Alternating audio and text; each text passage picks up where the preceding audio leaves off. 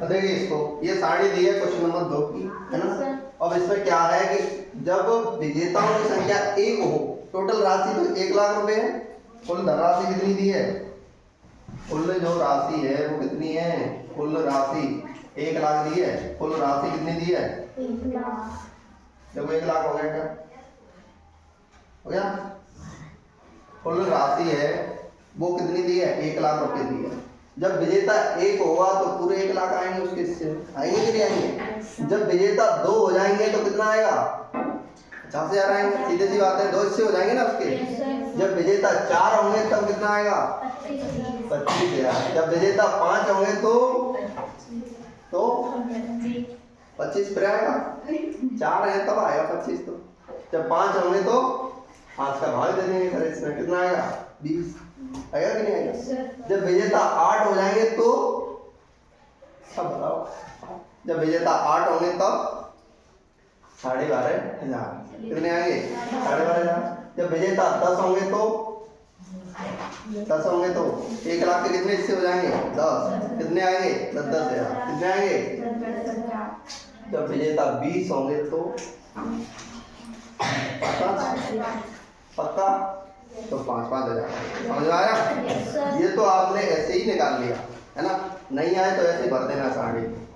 और करने का तरीका ये है, देखिए एक के मान बढ़ रहा है तो दूसरे का यहाँ से पता नहीं चल रहा है। देखो यहाँ बढ़ा है 2 हो गया तो यहाँ राशि कम हो गई, यहाँ देखिए 4 था तो यहाँ और भी कम हो गई, यानी एक का मान बढ़ रहा है। देखिए 1 से 2 हो गया तो यहाँ कम हो रहा है, यानी एक बढ़ रहा है तो दूसरा कम हो रहा है। तो अनुपात कौन सा है, सीधा अनुपात है या प्रतिलोम, प्रतिलोम अनुपात है। कौन सा अनुपात है, तो यहाँ आंसर में लिखेंगे पहली बात तो यही है कि ये कौन सा अनुपात है, प्रतिलोम अनुपात, प्रतिलोम अनुपात है। और प्रतिलोम अनुपात को क्या कहते हैं, उल्टा, और उल्टे को क्या कहते हैं, व्यस्तक्रमानुपाती, क्या कहते हैं।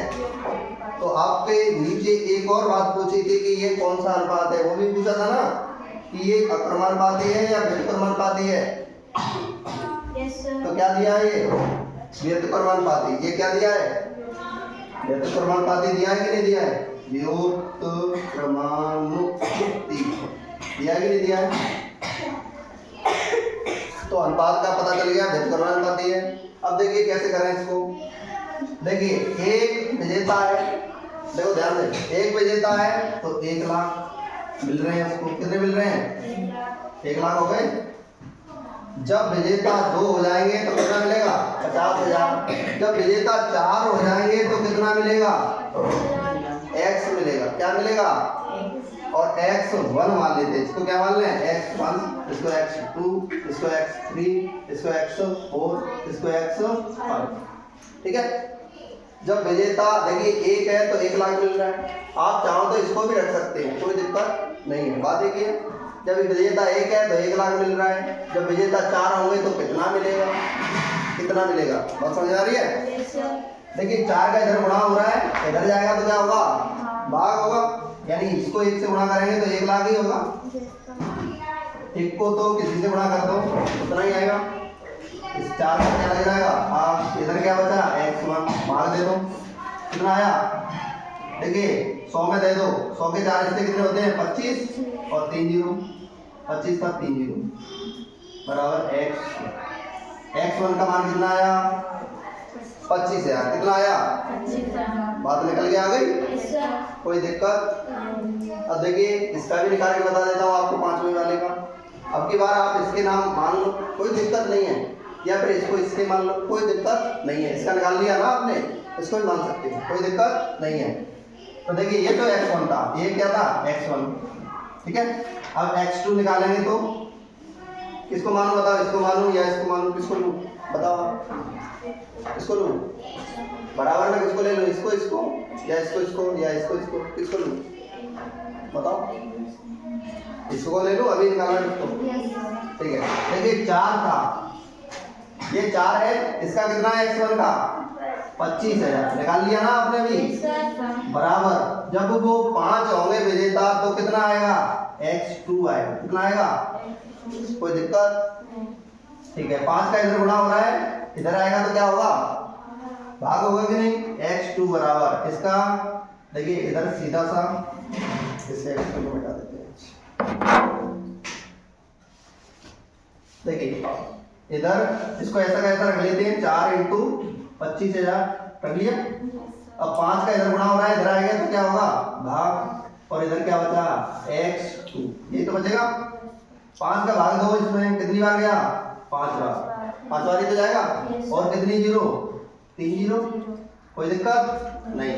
5,000 का 4 से गुणा कर दो, कितने होते हैं, अरे 5,000 को 4 से गुणा कर दो, 5,000 5,000 5,000 5,000 कितने हो गए, अरे 5 का सीधा तो 4 से कर दो, 5 को 20, और कितनी जीरो, 3 जीरो। एक इसका मान आया x2 का, x2 का मान कितना, कोई दिक्कत नहीं, कोई दिक्कत नहीं, वेरी गुड। लिखो इसको,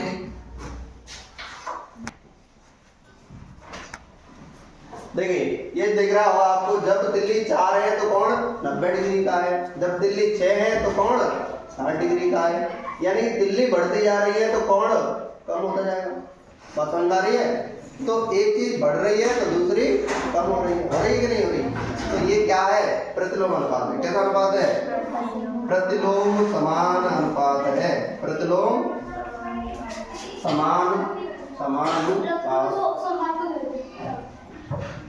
है कि नहीं है? ये क्वेश्चन नंबर जो पहला था, तीसरे का पहला, उसका आंसर यही तो है। बात समझ में आ रही है? एक हो गया है ना। अब देखिए, अब अपन को 4 तिल्लियों का कोण कितना है, 90 डिग्री है। आप जानते हैं कि एक पूरा जो सर्कल होता है, ये पूरा सर्कल है, इसका मान कितना होता है, 360 डिग्री। आपने पढ़ा था? Yes sir. पूरे जो व्रत होता है, उसके संपूर्ण कोण का मान कितना होता है, 360 डिग्री। कितना होता है ये गोल 360 डिग्री होता है पूरा, पूरा 360 डिग्री होता है ना। पर मैं इससे कोई मतलब नहीं है, अपन तो इससे बराबर करके कर सकते हैं, कोई दिक्कत नहीं है। देखिए क्या करें, अब अपन को निकालना कौन सा, ये वाला, इसको x1 मान सकते हैं, इसको क्या निकालना है, x2 मान लें, इसको x3 मान लें। अब x1 इसके बराबर किसको मान लें, इस वाले पक्ष को माने, ये वाले को, या इसको माने, बताओ किसको माने, जो आपको अच्छा लगे बताओ। x1 निकालना है अपन को, किसको मान लें बताओ, इसको मान लें, पड़ोसी को। तो 6 इंटू 60 डिग्री बराबर किसके होगा, 8 इंटू x1 होगा कि नहीं होगा, प्रतिलोम अनुपात है। बस समझ में आ रही है? इस 8 का x1 से क्या हो रहा है, गुणा हो रहा है, इधर जाएगा तो क्या होगा, भाग होगा कि नहीं होगा। तो यहाँ पर देखिए 6 इंटू 60 बट्टे क्या हो जाएगा, 8 बराबर x, कोई दिक्कत। अब देखिए भाग दे लेते हैं, 4 का पड़ा आता है, 4 दूनी 8, 4 एकम 4, 2 बचे होंगे 20 हो गए, 4 पंजे 20, 60 से कट गया, 2 एकम 2, 2 तिया 6, 3 का 15 से गुणा कर दो, कितना आया 45 डिग्री x। यानी x1 का मान कितना डिग्री आया, 45। यानी जब तिल्ली 8 हो जाएंगी तो तिल्लियों के मध्य में जो कोण होगा वो कितने डिग्री का होगा, 45 डिग्री का। बात समझ में आ रही है? तो ये लिख सकते हैं अपन, और इसको एक और मैं करा देता हूँ आपको, ये वाला करा दूं, x2। अब क्या निकालना है अपन को, x2 निकालने के लिए क्या करें, अब क्या करें, पड़ोसी को इसको रख लो, कोई दिक्कत नहीं है, या फिर आप इसको रख लो, जो अच्छा लग रहा है वो रख लो। इसी को रख लो, 60 वाले को, हाँ अच्छा ये वाला, ठीक है। देखिए तो क्या क्या दिया है, 8 इंटू 45 बराबर, उधर क्या दिया है, 10 इंटू x2, कोई दिक्कत नहीं। अब x2 का मान निकालने के लिए इस 10 का इसमें भाग लगेगा, लगेगा कि नहीं। तो देखिए 8 इंटू 45 भाग किसका, 10 बराबर x2 आएगा।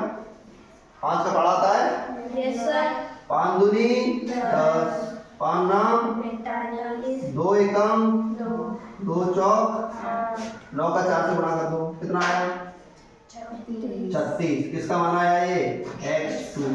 किसका मान आया है, x2 का। यानी जब तिल्लियों की संख्या 10 है तो कोण कितने डिग्री का होगा, 36। बात समझ में आ रही है? वेरी गुड, लिखो इसको।